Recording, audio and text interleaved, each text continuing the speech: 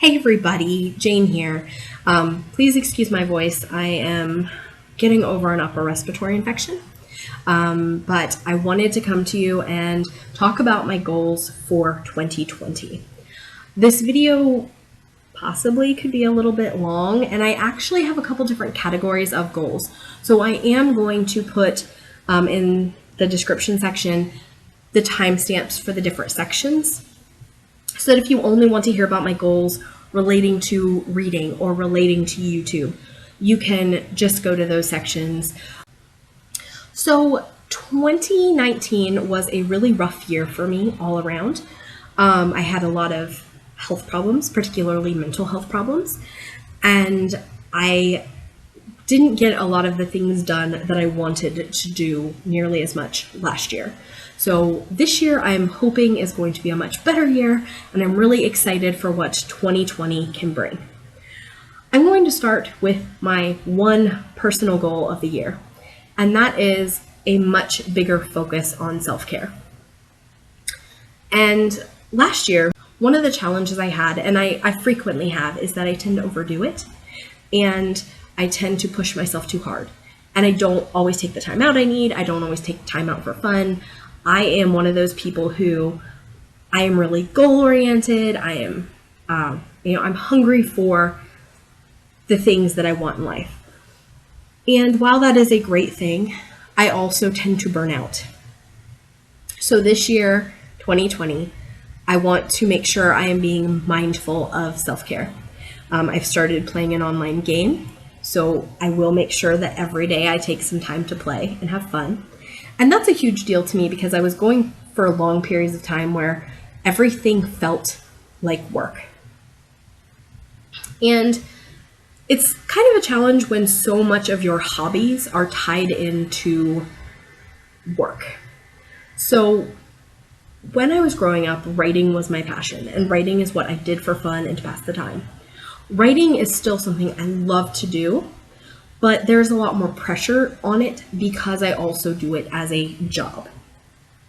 So not only am I writing for fun and for myself, but I'm writing for an audience. I have to consider what other people are going to want in a book. I have to consider whether a book is marketable, all these things. So it is less fun to write a book than it used to be when I was like writing fan fiction as a teenager. So this book thing has kind of become less of a hobby and more of a job. Another thing that has kind of changed for me is reading and watching television. Because I'm a writer, I really focus on how stories are told. So anytime I'm reading a book or watching a movie, I'm noticing how the story is coming together.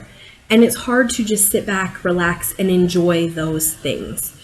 So even television, movies, reading, they don't necessarily feel like leisure, and they have an element of work to them. So it's really hard for me right now to separate that out and to find things to do that are fun and have nothing to do with work of any kind. Also, of course, I have a YouTube channel, and so that does put a little bit of pressure on the books thing. Reading should always be fun, and I'm not saying it's a huge amount of pressure, but definitely I need to make sure that I'm having fun, having self-care, not overdoing it, not pushing myself, and looking after my health, particularly my mental health this year. So that was my one personal goal, mental health focus. Let's get into my channel goals. Last year was my first full year on YouTube, and that was so exciting. I had such a good time doing it, and I look forward to continuing to do it this year. I did learn last year that my channel is definitely a booktube channel more than an authortube channel. With that being said, I do want to make sure that I'm using my channel to also let people know about my books, let people know where my writing is going and what's going on. I want to start again doing like a monthly, here's what I did this month, or last month, here's what I want to do this month with my writing, to keep people who are wanting to connect with me because I'm an author, I want to give those people what they want as well. I do think I'm going to try to continue to put out one video a week that is in some way related to author stuff. That may be a book at the beginning, or a video at the beginning of the month saying, this is what I'm writing this month, this is what I wrote last month. It could be a video on a writing topic. It could be a review of a writing related book. Those are going to continue to come out on Wednesdays, but I don't expect to have AuthorTube become a focus of my channel. When I first started this channel, I wanted to do an AuthorTube channel, not a BookTube channel, but BookTube very quickly overshadowed that. So I still want to have BookTube as the main focus now because I do enjoy it, but I want to make sure I'm not losing all of my AuthorTube stuff. And last year I had a lot of weeks where I didn't post anything at all related to authorship. So I want to be very mindful and make sure I am making some author content every week and still putting that out. Besides the author videos, a couple other things that I wanted to do for my channel is I want to make a wider variety of videos. I'm releasing 3 to 4 videos a week, which is a really good schedule for me, and I want to keep that up. But I primarily last year in 2019 did wrap-ups, hauls, TBRs, and book reviews. I do want to continue to do those videos, but I also want to throw in some other content. I'm going to be doing an upcoming 5-star prediction video. I might start doing more like mini genre reviews. I know a couple of booktubers do like 3 thrillers or 3 romances, and I might try doing something like that on my channel. I had been doing full book reviews for almost every book I was reading at the start of the year, and I want to get away from that maybe a little bit to just more casual. If I have a lot to say about a book, I'll do a full book review, but I don't want to limit myself to book reviews for every single book, especially because book reviews are not something that get a ton of views. But on the other hand, I don't want to stop doing them because they are evergreen content. People coming to my channel 5 years from now can still watch my review on Bird Box or my review on When a Scot Ties the Knot. Those videos are still relevant and they haven't changed. My opinions on those books probably haven't changed. So I'm going to be just adding some new videos into it. Again, the 5-star predictions. I do want to maybe look at my haul videos, do like a did I read them that I hauled, that kind of thing. I'm still toying with ideas and figuring out what I want to do, but I definitely want a wider variety of videos going into 2020. And I still want to post 3 to 4 videos a week, most weeks 4, but it may not always happen. Another YouTube goal I have is to learn to work more with the technology I have. I am still definitely learning a lot about this making video stuff, and I really would like to do better and to do more with it. So I'm still very focused on learning and putting out my best content, but I want to do some experimental stuff. I'm looking at possibly using Zoom to do interviews and just kind of play with things so that I can become a better content creator. I also may be getting a different computer at some point during the year, and if I do, I may get different software for video editing, and that could be really cool if I could learn to use it differently. I am going to be taking some chances and risks and trying some different things with video editing. Some of them may work, some of them may not, but one of my goals is to just try different experimental things this year and not just play it safe on things that I've already done. All right, so those are my channel goals. Moving on to my reading goals. The main thing is I want to read more of my own TBR. I do have a reading goal for 100 books this year. And of those, I would like at least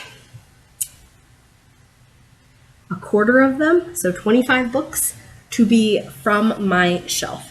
I'd like it to be closer to 50, but so much of what I read is audio, and I don't necessarily want to be focused on reading the audiobooks from my shelf.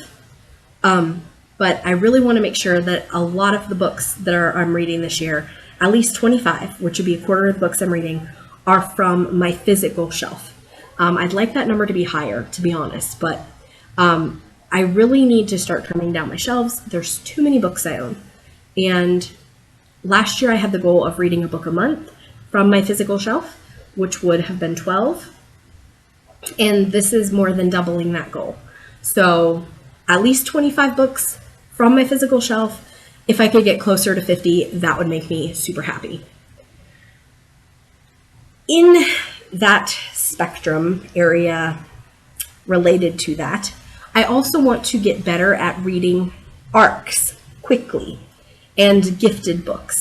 So either ARCs that I was sent or books that I was gifted through library things, Goodreads, through authors. I want to make sure that I'm getting a better turnaround time on those. I have several books that I've been gifted that it's 6 months or more that I haven't read them. And people give me books with the hope that I'll read them and review them. And it's really not right for me to not get to those quickly. I can't always do it, and sometimes situations happen. For instance, like I'd received book 7 in a series and realized as I was reading book 7 that I didn't really understand what was going on and I needed to go back and read the whole series. So I'm like working my way from book 1. So obviously in circumstances like that where I thought I could read it as a standalone because it's a mystery series and I can't, it's going to take me a little longer to get to it. But so much of the ARC issues I have is I get these books and they sound really good. And then I put them on my shelf with all the other books that sound really good. And then I go get a library book instead. So especially like physical books, I want to make sure that it's pretty even split between library and books off my shelf. Audiobooks, I don't have a lot of control over. That will continue to just be what it is. And ebooks the same. I am an ARC reader for Sterling and Stone. I've been pretty good about keeping up with those books. So most of my ebooks will be Sterling and Stone books. I last year had made a goal about reading a Kindle book a month from my owned library. And I don't think I'm going to make that goal this year because my Kindle being cluttered is a lot less of a problem than my actual physical books being cluttered. So, but 25 books of my 100, or a quarter of the books I read next year, need to be owned so that I can get them read and get them out of my house. Out. I believe that is it for my reading goal. So 100 books, a lot more of my books off my shelf, and getting to my ARC sooner. Those are my 3 for reading. My last goal is writing related. And this is writing / business related, my writing business. Goal number 1, I want to put out 4 novels this year in 2020. Last year I put out 1. I put out 1 novel. I was part of a anthology that has not yet come out. It should be coming out later this month, later in January. We were working on it for almost a year and ended up having some setbacks. So we had expected this book to come out like in August, and it hadn't. So even though I was working on a lot of projects last year, I don't have much to show for it. Last year I had a novel that I put out, and then I had a story show up in a magazine, in an online magazine, and that was Havoc. And that was very exciting. That was the first time I've been traditionally published, if you will, as somebody who put content in a magazine. but it definitely was not a great year of getting my own stuff out. So this year, 4 of my own novels. I really want to finish the Barton Pack series of romances. All of those books are first drafted. They just need edited, beta read, edited, and put out in the world. I also have covers bought, so like those are the ones that are closest to the surface of being done. I will be in an anthology, but I'm not counting that in this particular goal. And I have a book from my pen name that is a Christmas book that I wrote over NaNoWriMo, and I really would like to put that book out as well. So that's kind of all encompassed in the 4 novels I want to put out this year. Along with that, I want to do more giveaways. I would like to do a giveaway a month. I really want to focus this year on getting people reading my books. And part of that has been, at the end of my YouTube videos, I announce, hey, I'm a writer. If you'd like to read my books, read them. But I think putting out free books will help with that. So I really want to focus on making at least 1 giveaway a month. I haven't determined necessarily how many of those giveaways will be physical books, how many of them will be ebooks, but I definitely want to focus more on giving away books than hoping to get people into my funnel through free books. So hopefully they'll get in the funnel through the free books and then decide they enjoy them and are willing to either pay for Kindle Unlimited and read my books or pay for my actual books. Or tell their library to order them. That works for me too. Just to be read is what's important to me this year. Additionally, I am going to be attempting to get a book to a traditional publisher. This project I've been planning for a while, but it is not as far along as I wanted it to be because I have been very sick with an upper respiratory infection the last couple weeks, and I was supposed to make really big strides in this project the last couple weeks. Last year, I wrote a book that I feel is my most commercial romance. So a book that I feel would have the easiest time being picked up by a traditional publisher. For those of you who don't know, a lot of what I write is historic paranormal, and there's just not a big market for that with beta males. So just not a big market for, sweet family men werewolves who happen to live right after the Civil War or during the Tudor period or during the Regency era. It's just not it's a very niche genre. And I love it, I'm enjoying it, I'm having fun with it. However, I also recently wrote a paranormal contemporary. And I'm working right now to make sure I follow a lot more of the tropes so that, again, it will be very commercial. But I do think of all the things I've written in this book is the one that is most likely to be picked up by a publisher because it would have the widest audience appeal for a more mainstream audience. So one of my goals is to finish this. It was already supposed to be done. I'm in the editing process, and my kids have been at their dad's for the past 2 weeks. And I was supposed to get this done while they were at their dad's, but I have been down with an upper respiratory infection. So instead of doing all the editing that I was supposed to be doing, I have been sleeping and self-care and chicken noodle soup and all that good stuff. But my goal is hopefully this month to finish the edits on my Rockstar Werewolf, that's what I'm calling it, my Rockstar Werewolf story, and to start putting out queries. My goal is to put out 100 queries this year for books. And I'm going to start with this one. I have a couple other books that I wouldn't mind trying to put out for mainstream publishing, but the goal is to get 100 rejections or to put out 100 queries this year. I really would like to get one book at least of mine traditionally published.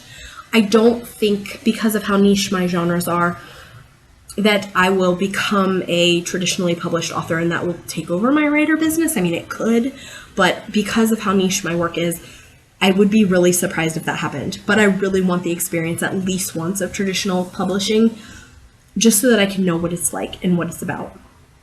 And, I did have a little bit of that with getting a story in a magazine this year, which was huge and exciting.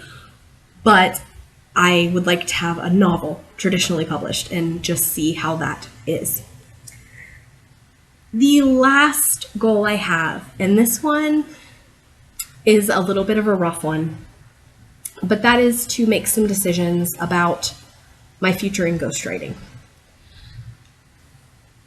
At this time, I have stopped accepting new clients through my ghostwriting business. I am still, if old clients message me through Fiverr, I am still taking their orders, working with them, because sometimes they need a sequel to a project we did before, or something in the same voice. But, and also there were a couple projects that when I stopped, we had already were on a break because of the buyer's needs. And if they were wanting to pick them back up, I obviously would, because I don't want to stop in the middle of a project. It's very hard to get a ghostwriter who can mimic your voice. And I can see where that would be a really rough thing. So I definitely want to make sure that my clients who I already have are still, their needs are being met, because I'm responsible like that. I also have 2 ongoing clients. One has been with me since the very beginning, and he pays well, and I enjoy the work for him. So I am going to continue working for him as long as he would like me to. I also, 6 months ago-ish, started working for a company doing nonfiction blog SEO content. And all of my other ghostwriting work I haven't really been doing. I stopped that because it became too much of an emotional burden for not as much financial backing as I would have liked to have. Ghostwriting is amazing, but it's also very stressful. It's stressful because it seems like you will have no jobs or all the jobs in the world. It is stressful because sometimes it is very hard to meet clients' needs, either because you didn't understand what they wanted, or they didn't explain it very well, or you gave them what they said they wanted and then they realized that's not really what they wanted. Also, it is just at this point in time not as lucrative as I want/need it to be when it's taking over so much of my life, or it had been. The 2 clients remaining, the one I do absolutely intend to continue with as long as he wants. The company that I'm working for, I am having struggles with that. There is possibilities that it could rise to bigger, better work, but there's also possibilities that it could stay where it's at. And basically, I got into it because a friend of mine works for the company, and they got me somebody to mentor me in SEO writing, hoping that I could freelance at a higher rate and do bigger, better things in the freelance world. Unfortunately, because of how hard I'm having to work at this, the pay for these projects is extremely low. I am probably making about $2 to $3 an hour on these ghostwriting projects. And there's also an emotional toll because I am being mentored. Basically, the person I'm handing them into, it is their job to tear them up, take out the red pen, and be like, you suck, all over this work. And on one hand, it is a great learning experience, and on the other hand, I'm having a lot of disheartening moments with it where I just feel like I know that I should be learning stuff, and especially I will need to learn stuff if I want to move up in the company. But I just don't know if that's really what I want to do. So my goal is to continue working for this company until summer. And then around summer, make some decisions whether I want to continue to try to move up, whether, hopefully by then we'll see if there's opportunities to move up. Hopefully by then we'll also see if I'm improving the way my mentor wants me to improve, or if we need to say, this is just not my strength and maybe not what I should be doing. But I definitely want to make that decision this year and decide if continuing ghostwriting is a path I want or not. And I will tell you today, if you ask me today, and this is important, it's January, so I'm not my best mental health self in January, and obviously not my best physical health self right now. I don't really think I will be taking that path. I really wanted to. I'd really had some excitement about, moving up and maybe becoming a mentor project manager in this company. And I was really, really super excited about it earlier this year. And as my health improves, I may feel better about it. But right now, the burden it is placing on me is a little bit more than than what I feel like I'm getting out of it today. I do want to give myself 6 months because, as I said, I know I'm not at my best self today. And I want to be at my best self before I make any big life-changing decisions like that. But that's kind of where I'm standing on the ghostwriting.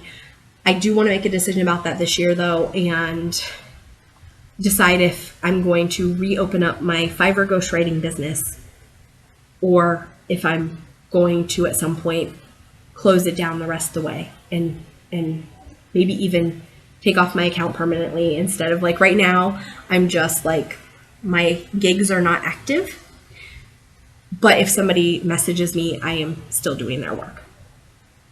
But if I continue to stay off and if nobody's reached out to me in a year, I may just close it down. And, the only thing is once I do that, if I ever want to start up, I have to start from scratch. So if I completely close down my Fiverr account, it will basically be saying ghostwriting is no longer for me. It was great while it lasted. It was great when I was part-time at my job. My job is a lot more demanding at this point than it was when I started ghostwriting. When I started ghostwriting, I worked 20 hours a week, whereas now I work 40, sometimes more hours a week. So when I started ghostwriting, I had little children at home, and now my children are school-aged. So the things that worked about ghostwriting, like my kids could be watching a little show while I'm working, or I can work during their nap period, is just not the same as where I'm at now in my life with kids who are in school and a full-time job. So while ghostwriting has been very good to me, I may not be doing it anymore. So anyway, those are my goals for 2020. I would love to hear what your goals for 2020 are. I would love to hear how you did on your goals last year, and any other comments you would like to leave me. My social media is below. As always, please like and subscribe, and I will talk to you next time. Thanks. Bye.